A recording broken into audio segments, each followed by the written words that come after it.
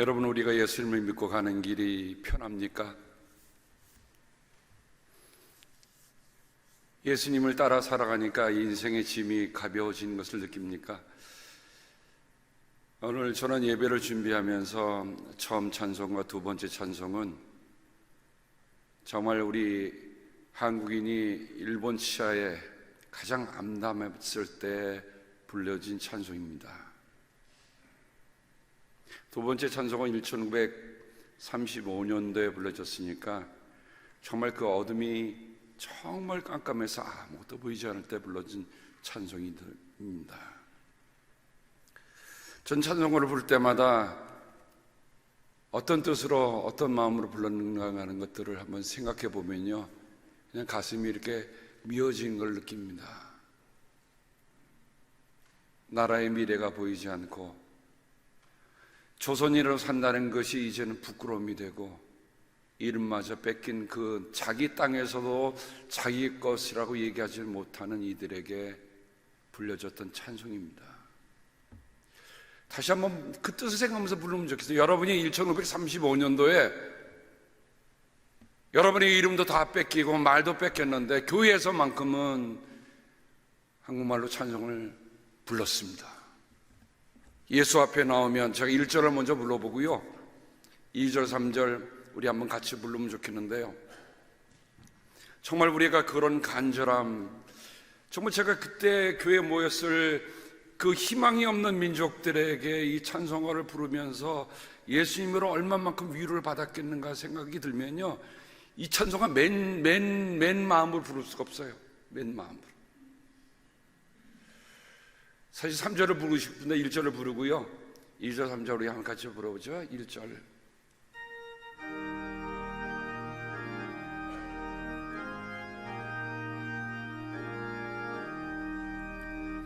예수 앞에 나오면 죄사함 바르며 주의 품에 안기어 편히 쉬리라.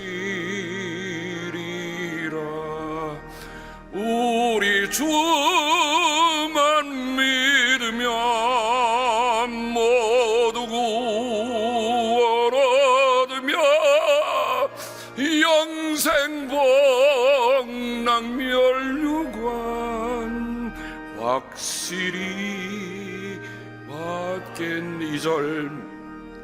예수 앞에 나와서 은총을 바르며 맘에 기쁨 넘치어 감사하리라. 우리 주만 믿으면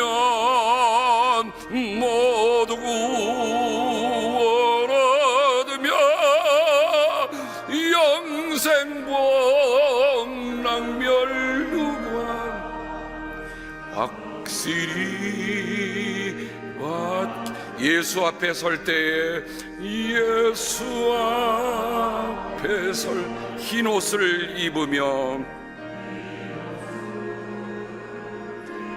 밝고 빛난 내 집에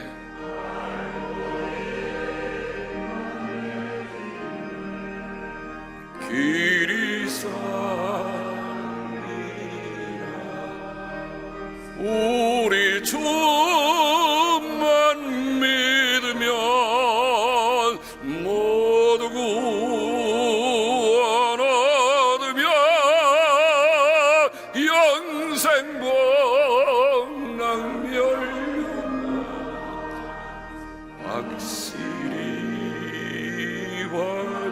확실히 받겠네.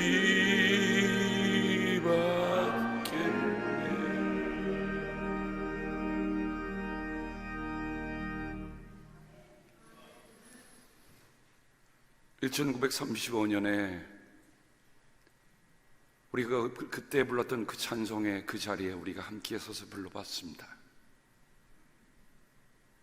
여러분, 이 찬송가 부를 때 정말 예수 안에 우리가 쉼을 얻고 예수 앞에 설 때 정말 감사하고 정말 날 밝고 빛난 내 집에 길이 산다고 하는 그런 고백이 바로 우리의 고백이잖아요. 그죠? 우리가 이 땅에서 영원히 사는 사람이 아니고 정말 하나님의 집을 사모하며 살아가는 사람들인데, 우리가 그런 마음으로 매일매일 하루하루를 살면 정말 이 찬송에 불렀던 그때 그분들의 심정이 뭔지, 이런 찬송을 부르면서 절망과 도탄에 빠져있는 백성을 일으켜 세웠던 우리의 믿음의 선교사님들, 믿음의 일대 목사님들, 정말 그분들의 사랑의 수가 더 절실하게 다가옵니다. 지난주에 제가 닥터 홀의 조선회상이라고 하는 책을 다시 한번 펼쳐들었는데요, 그 닥터 홀의 그 책을 쓴 분이 1940년에 조선의 선교사로 있다가 결국 일본에 의해서 쫓겨나옵니다. 그래서 인도로 가서 마지막으로 글 보내고, 그리고 자기가 경험했던 것들을 책으로 옮긴 거예요. 써내려간 거예요. 그분은 평양에서 태어났습니다. 아버지도 의사이셔서 오셨는데, 평양에서 태어났는데 아버지가 그 어린 아기를 사람들 보라고 밖에다 내놨습니다. 그러니까 이 아기가 처음엔 눈이 다 파랗잖아요. 근데 평양에 있는 한국 사람들이 저 눈이 개눈 닮았네 그래요. 당시에 파란 빛의 눈빛을 보는 거는 개밖에 없었어요. 뭐 고양이도 있었지 모르겠지만, 근데 이 아이가 조금 있다가 앙 우니까 쟤도 사람이네.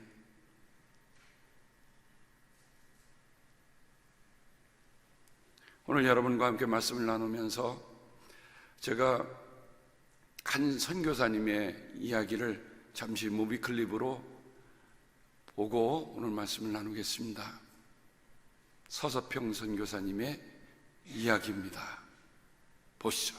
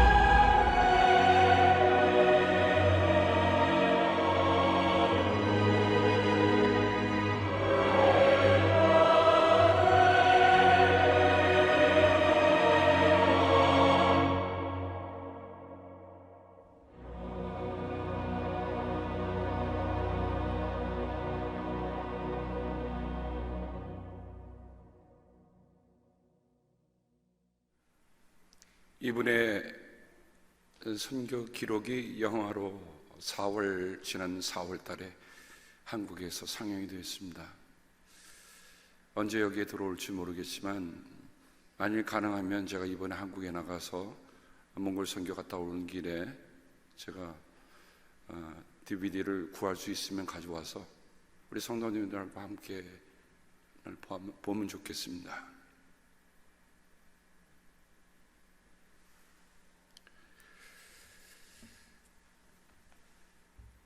오늘 우리는 마태복음 11장에 있는 말씀을 대합니다만 이거는 사실 일반 모든 사람들에게 주어진 메시지가 아닙니다. 우리는 전도지에 보면 수고하고 무거운 짐진 자들아 다 내게로 하는 내가 편히 쉬게 하리라고 하는 그 말씀을 너무 잘 익히 알고 있는데 잘 알고 있는 말씀이 잘못 이해되고 있다고 하는 것을 오늘 말씀을 통해서 한번 읽으면서요, 서주평선 유사님이 그의 침대 맡에서 어떤 not success but service, 인생은 성공이 아니라 섬김이다. 그러니까 이 마태복음 11장에 주어진 말씀은 마태복음 5장부터 시작됐던 예수님의 말씀, 마음이 가난한 사람은 복이 있다, 하늘나라가 그들의 것이다 라고 했던 그 말씀은요, 모든 사람에게 준 말씀이 아니에요. 제자들에게 주신 말씀입니다. 제자라고 하는 건 뭡니까? 나 예수님 따라 살고자 나선 사람들이에요. 근데 예수님을 따라 나서려고 하니까 거기에는 정말 수고도 있고 무거운 짐도 있단 말입니다. 우리가 세상에 살면서 그냥 일반 사람들이 말하는 뭐 인생은 고해다라고 하는 그런 거 말고 말이에요, 내가 주님을 섬기고자 주님을 따라 나설 때 왔던 그런 수고스러움, 그런 무거운 짐들에 관한 말씀입니다. 오늘 말씀은 오라라는 말로 시작됩니다. 오라, 내게 가까이 내 곁으로. 수고하고 무거운 짐진 자들아, 제가 수고하고 하는 말은 이 코피아오라는 말을 쓰고 있는 것을 보게 됐습니다. 피곤하고 애쓰고. 왜 피곤하고 왜 애씁니까? 가만히 있어서 피곤하고 가만히 있을 때 애쓴 게 아니죠. 뭔가 최선을 다하고자 했을 때 오는 그래서 저는 코피아오라는 말을 이렇게 정말 우리가 예수님 때문에 코피 나본 적이 있습니까? 코피아오를 코피 나요라고 이렇게 우리 한번 생각해 보세요. 정말 예수님 때문에 내 코피 나본 적이 있나요?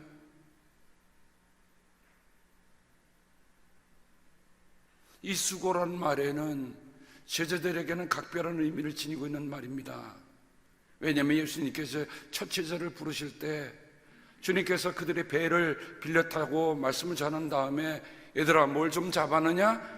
우리가 밤새도록 수고했는데 아무것도 못 잡았습니다. 그래? 그럼 깊은 데서 가서 그물을 던져라. 물론 순서는 조금 바뀌었습니다만은 우리가 밤새도록 수고했으나, 밤새도록 애썼으나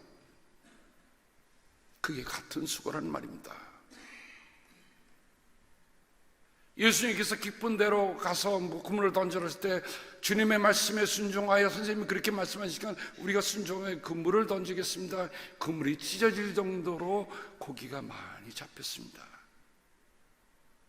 그리고 예수님께서 부르신 거예요. 나를 따라오너라.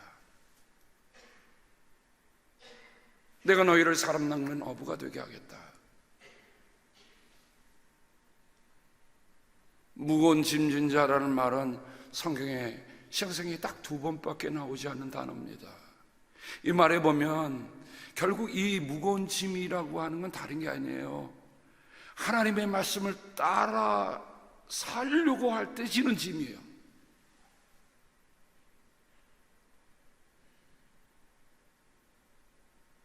그러니까 이 말씀이 너무도 많이 오해가 된 말씀이에요. 정말 우리가 하나님의 말씀을 따라 살려고 하니까 느껴지는 짐, 하나님의 말씀을 따라 살려고 하니까 내 걸머지고 가야 할 짐,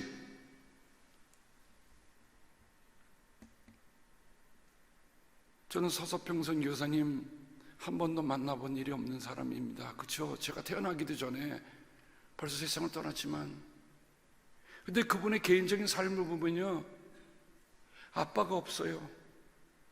독일에서 미국으로 이주해 왔습니다. 간호사가 됐습니다. 엄마는 얘가 간호사가 되니까 이제는 뭔가 이 딸을 통해서도 뭐를 보겠거니 하는데 느닷없이 조선 땅에 간다고 합니다. 내가 너를 다시 안 보겠다. 17년간 조선에서 또 한 다음에 안식년에 와서 엄마를 찾는데 너는 그 행색을 보니까 어때요? 여러분, 마지막 이분이 54세, 53세로 세상을 떠나셨을 때 그분이 풍토병하고 영영실조, 미 장로교에서 보낸 선교비가 어디 많았겠습니까? 길을 가다 보면 배고픈 사람 있어요. 길을 가다 보면 헐벗고 굶주린 사람도 있어요. 그들에게 자기 선교비 먹을 거 다 나눠주다 보니까, 제가 어제 새벽 기도에도 말씀드렸지만 저 충격받았어요. 야, 예수 믿으면서, 예수 전하면서 말설고 낯설은 문화에 와서 복음을 전하다가 평생 독신을 지나면서 아이들을, 그것도 다 한센스병, 우리 말하면 나환자병들은 아이들을 13명이나 다 입양해서 나중에 그분이 세상을 떠났을 때는요, 동아일보에 아주 크게 나면서 이분이야말로 정말 예수를 우리에게 가르쳐준 분이다 해갖고 광주시의 시장으로 지냈습니다. 교회장으로 지낸 게 광주시에. 그러니까 믿지 않는 다른 사람들도 이분은 정말 진실한 분이구나. 근데 그 관이 나가는데요, 거기에 많은 사람들이 아까 어머니 하고 울으면서 따라오는 거예요.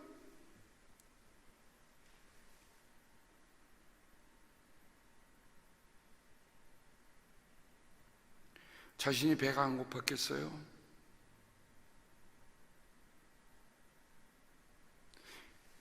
헐벗은 사람을 보면 그냥 무조건 떼서 주는 거예요. 제가 생각에는 아마 굶기를 밥 먹듯 하셨을 것 같아요. 남한자를 돌보고 홀로 된 여인들을 돌보고, 그러면서 예수를 전했으니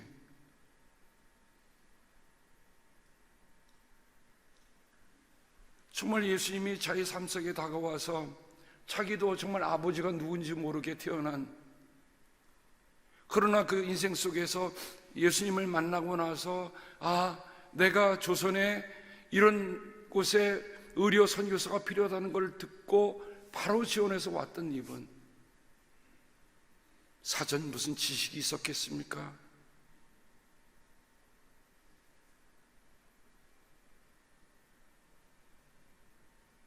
어제 제가 이 말씀을 나눴더니요, 몇몇 분들 우시더라고요.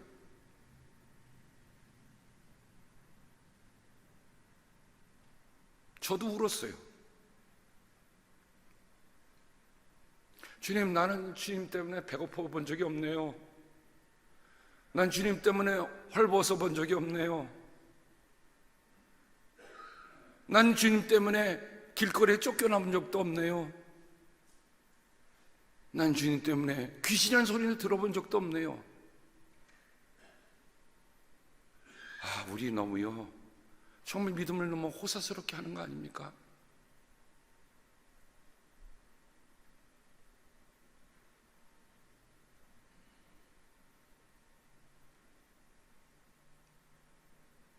저도 주님을 최고로 높인다는 것은 누구보다도 그런 마음이 있어요. 하지만 그게 꼭 의리의리한 건물 짓고 몇만 명 모여서 하는 게 거기에만 예수님이 계시던가요? 우리 한국교회는요 그렇게 시작하지 않았습니다. 한국교회는 다시 초기의 선교사님들과 우리 초기의 목사님들이 섬겼던 그 마음의 자세로 돌아가지 않으면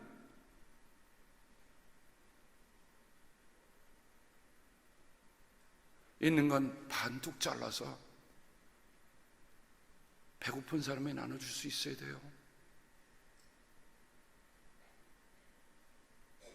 그래서 내가 예수님의 말씀을 따라 살라고 하니, 하나님의 말씀을 따라 살라고 하니, 주님 복이 없습니다. 복이 없습니다.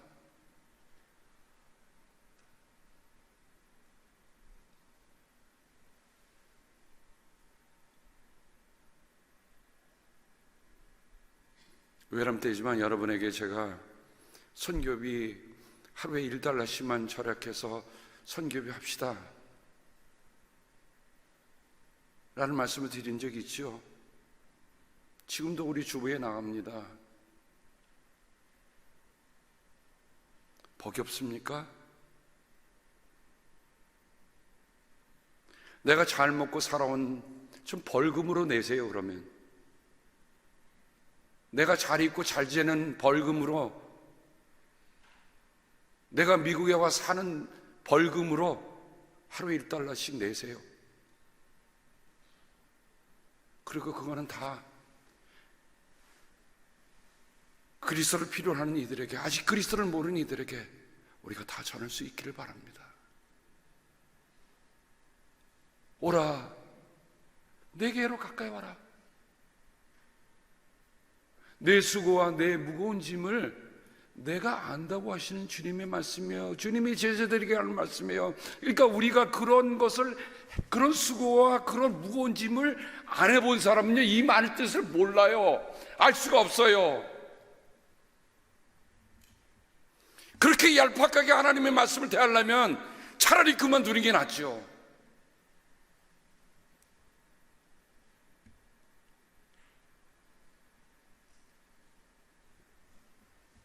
내가 너희를 쉬게 하리라.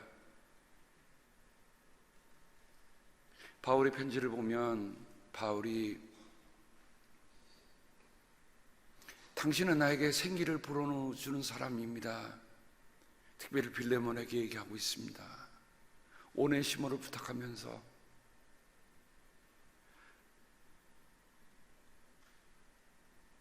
바로 그게 쉬게 한다는 거예요. 우리는 예수님을 만나면 다시 생기를 얻게 되는 거예요. 우리가 수고하고 무거운 짐을 지다가도 주님의 안에 가니까 주님 안에서 다시 생기를 얻는 거예요. 그래서 우리가 하는 일들이 버겁게 여겨지거나 힘들게 여겨서 도망치고자 하는 게 아니라, 주님 고맙습니다. 다시 저를 리셋해 주셨으니까 내가 다 살겠습니다. 그러면서 나가는 거예요.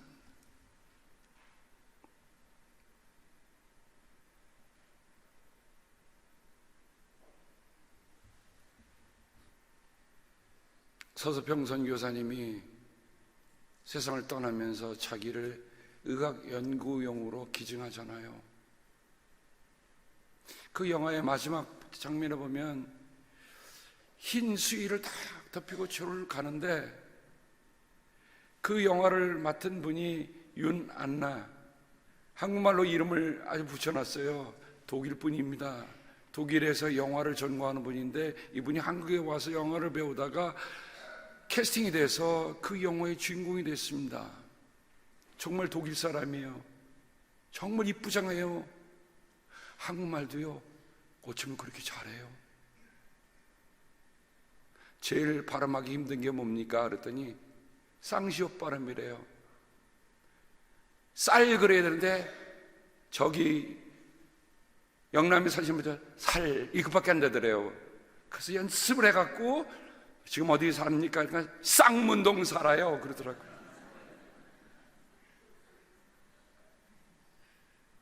근데 이분이, 감독님이 이제 뭐 수위 덮은 거 대역을 시킬 수 있지 않냐라고 했을 때, 이 안나는 생각해 보니까 내가 이 영화의 마지막까지 해야겠다. 그 수의를 뒤집어 쓰고 가는데 뒤에서 어머니 하는데 그 수의 속에서 막 울었대요.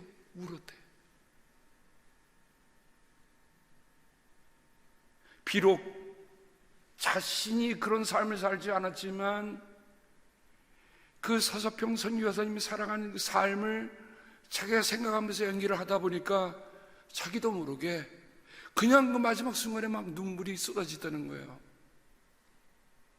근데 제가 오늘 예수 앞에 설 때 흰 옷을 입으며 우리 찬송했잖아요. 갑자기 그 수의하고 흰 옷이 오버랩이 되는 거예요. 아, 그렇구나. 내 마지막 순간에 누가 수의를 덮어주면 그것은 예수 앞에 흰 옷이다.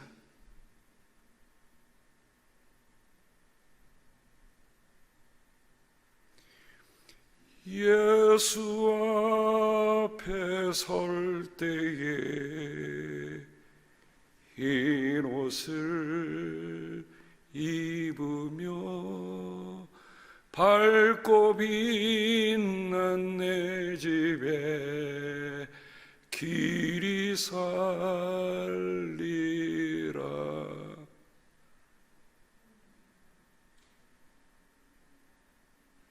전에 몰랐어요. 수의는 인생의 끝이라고 생각했지 그 수의가 예수 앞에 설 때 입는 흰옷이다. 그 영화의 마청을 보면서 하나님, 그리 살기를 원합니다. 하나님, 저도 그렇게 살기를 원합니다.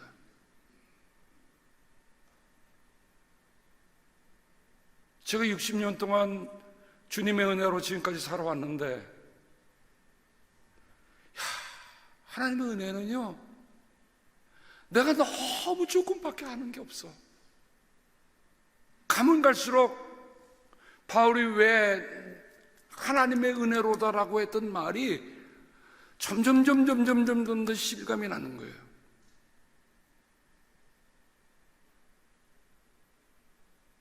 그러시면서 예수님께서 말씀하셨죠. 너희는 내게로 와서 내 멍에를 메고 나를 배워라. 내 멍에를 메고 나를 배워라.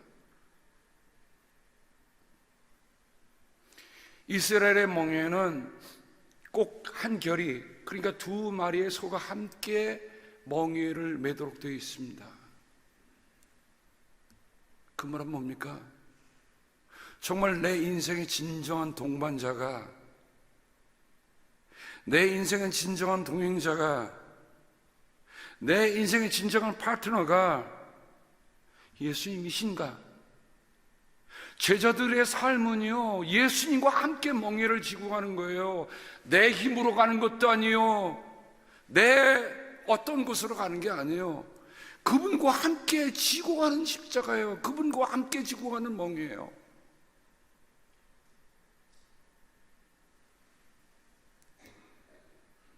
지금도 우리는 누구와 함께 멍에를 메고 가십니까? 예수님은 없어지고 그저 사느라가 바쁜 삶의 멍에, 자식 돌보라고 자식 멍에, 남편 보느라고 남편 멍에,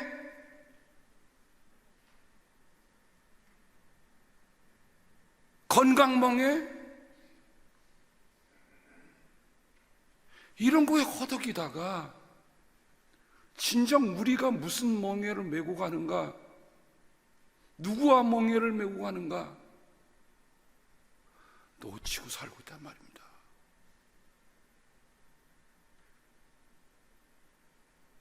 그래서 예수님은 다시 제자들에게, 여러분 오늘 말씀 전해보면 제자들이 예수님께 돌아와서 기쁨으로 봅니다. 우리가 예수님의 이름만 대면 귀신도 쫓아나고요, 병든 사람도 낫고요.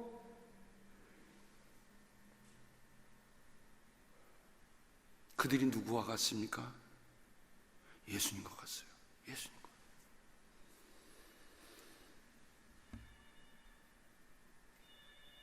그러시면서 예수님 말씀하십니다. 나는 마음이 온유하고 겸손하니. 제가 시편 30편 다윗의 시를 보면서, 다윗의 기도를 보면서 그 왜 온유와 왜 겸손의 말씀을 주셨을까? 하나입니다. 온유와 겸손은요, 마음을 다스리는 법이에요. 마음에 분노가 가득 차면 어떻게 되죠? 모든 일이 그르치고 맙니다. 그러니까 마음에 무엇을 담고 사느냐? 마음에 정말 주님이 주신 그 마음을 마음속에 담고 사는 것. 그래서 시편 30편에 겸손한 자가 땅을 차지한다고 그랬어요. 우리는 우락부락하고 힘이 있고 힘 잘 쓰는 사람이 땅을 차지하는 거로 세상은 그렇게 얘기하지만 우리 주님은 오히려 반대로 나는 마음이 온유하고 겸손하다. 그래서 온유를 이렇게 생각해 봤습니다. 온유라고 하는 건 내 마음을 다스리는 거요. 겸손이라고 하는 것은 하나님의 은혜를 끝없이 필요로 하는 것이다. 겸손은 다른 사람 앞에 머리 숙이는 게 아닙니다. 겸손은 하나님의 은혜를 끝없이 갈구하는 것. 하나님의 은혜를 끝없이 삼하다 보니까 나는 낮아질래야 낮아질 수밖에 없는 거예요. 내가 다 됐다 한 게 아니라 내가 그 은혜 없이는 나 살 수 없습니다. 예수님이 그걸 제자들에게 가르쳐 주셨습니다. 내 멍에를 메고 나에게 배우라. 내 멍에는 가볍고 내 멍에는 편하다. 우리가 다시 한번 깊이 깨달을 게 있어요. 예수님 지금 저랑 같이 멍에 메고 계시는 거죠?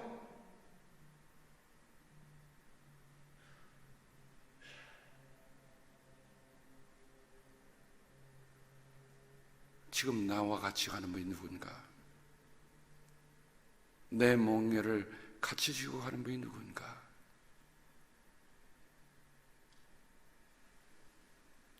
서서평성교님은 쉐핑이라고 하는 독일어 이름에다가 자기가 스스로 천천히 서서서 제다가 평안할 평자 서평이라고 졌다고 해요. 서두르지 말고 평안한 마음을 가지자. 그 마음이요, 그렇구나. 저게 예수님 말씀하신 마음이 온유하고 겸손하다. 삶에 때때로 부딪히는 일이 있거든.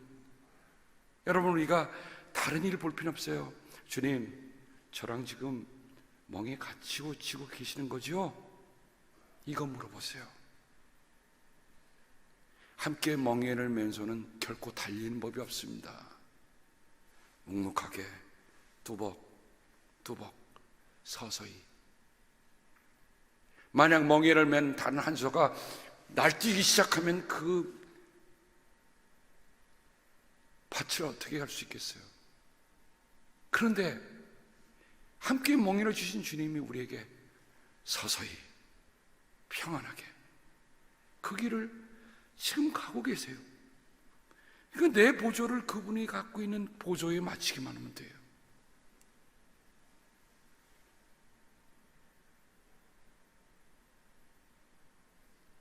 우리 모두가 다 예수님의 제자로 부르심을 받은 사람들입니다.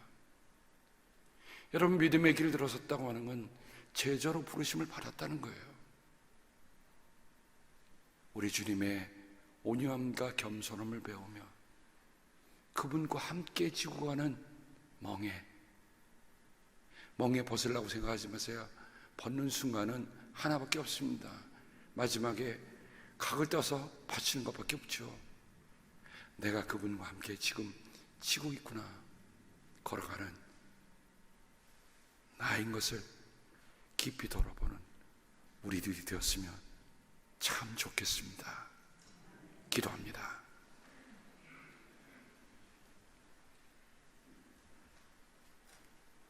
하나님, 우리가 그 시대에 있어 보지 않았기 때문에 그 시대를 모른다고 하지 않게 하옵소서.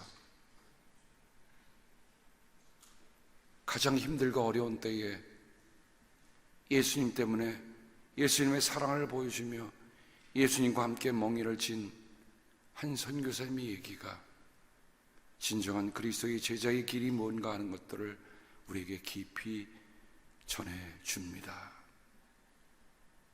사랑해 주님, 그저 그 마음 하나 품고 우리가 우리의 삶은 남은 생에 정말 나는 주님과 함께 멍에를 지고 가고 있는가 깊이 돌아보는 저희를 되게 도와주시기를 기도하고 합니다. 주님, 하나님은 결코 서두르지 않기 때문에 하나님이 우리에게 두벅두벅 하시는 그 걸음 우리도 배우게 하시고 그 안에서 얻어지는 평안함 우리 안에 있도록 함께하여 주시옵소서. 간절히 구하옵고 예수님의 이름으로 기도드립니다. 아멘.